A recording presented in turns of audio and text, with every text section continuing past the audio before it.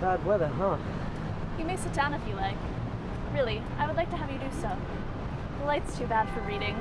I would prefer to talk.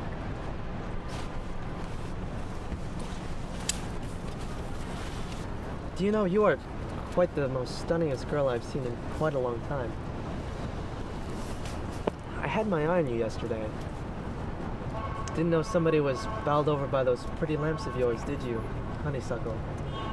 Whoever you are, you must remember that I am a lady. I asked you to sit down. If the invitation must constitute me as your honeysuckle, consider it withdrawn. I earnestly beg your pardon. It is my fault. You see, there are girls in these parks, as you know. Well, that is, of course, you don't know, but... Abandon the subject, if you please. Can you surmise why I spoke to you, Mr... Parkenstacker. Oh, no. You would recognize it immediately. It is impossible to keep one's name out of print, or even one's photo. I spoke to you, Mr... Parkenstacker. Mr. Parkenstacker, because I wanted, for once, to speak with a natural man.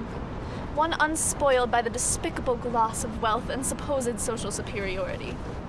Oh, you do not know how I am sick of it. Money, money, money.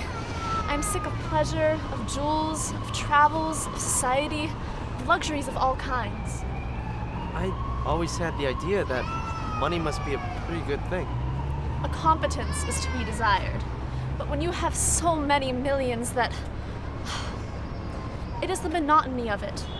Drives, dinners, theaters, balls, suppers, with the gilding of superfluous wealth over it all. Sometimes the very tinkle of ice in my champagne glass nearly drives me mad. I suppose I am a bit of a snob, but I had formed the opinion that champagne was to be cooled in the bottle and not by the glass. Oh, just now it is a fashion to put ice in champagne. I see. Well, these special diversions of the inner circle do not become familiar to the common public. Sometimes I have thought that if I should ever love a man, it would be one of lowly station. But doubtless, the claims of caste and wealth will prove stronger than my inclination. Just now, I am chased by two. One is a banker on Wall Street who has or has had a wife somewhere, driven mad by his intemperance and cruelty. The other is a movie star, so cold and mercenary that I even prefer that evil banker. I don't know why I tell you these things, Mr. Parkenstacker. Parkenstacker, and indeed, you cannot know how much I appreciate your confidences.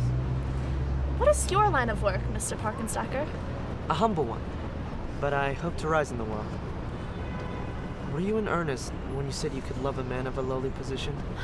Indeed I was, but I said might. Oh, yes, no calling could be too humble were the man what I would wish him to be. I work in a restaurant. Not as a waiter. No, not as a waiter. I'm a cashier.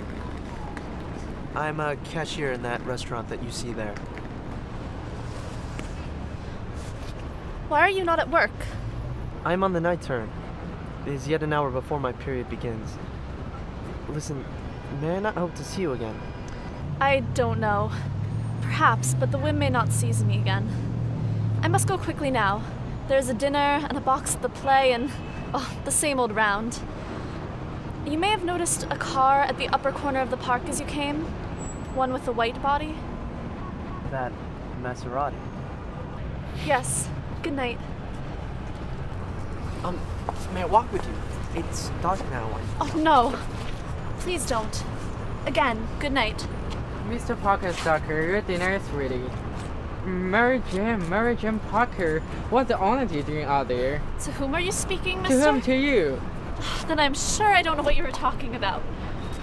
Your shift started 15 minutes ago, and you'd better get yourself into that uniform before you get fired. Go on now. You must have me confused with someone else. Confused? We've been knowing each other for 3 years. Have you been drinking? I'm sorry, Mr. Buking Parker. Parkenstacker. I must go. My driver is waiting. You're a driver. You don't even have a car. I do so. Since when? Since... get away from me. I don't know you.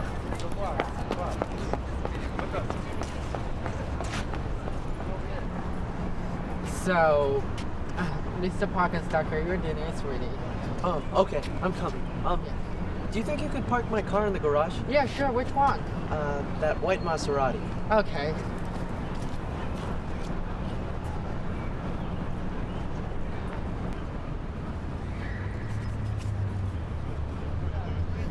Они как бы надо память.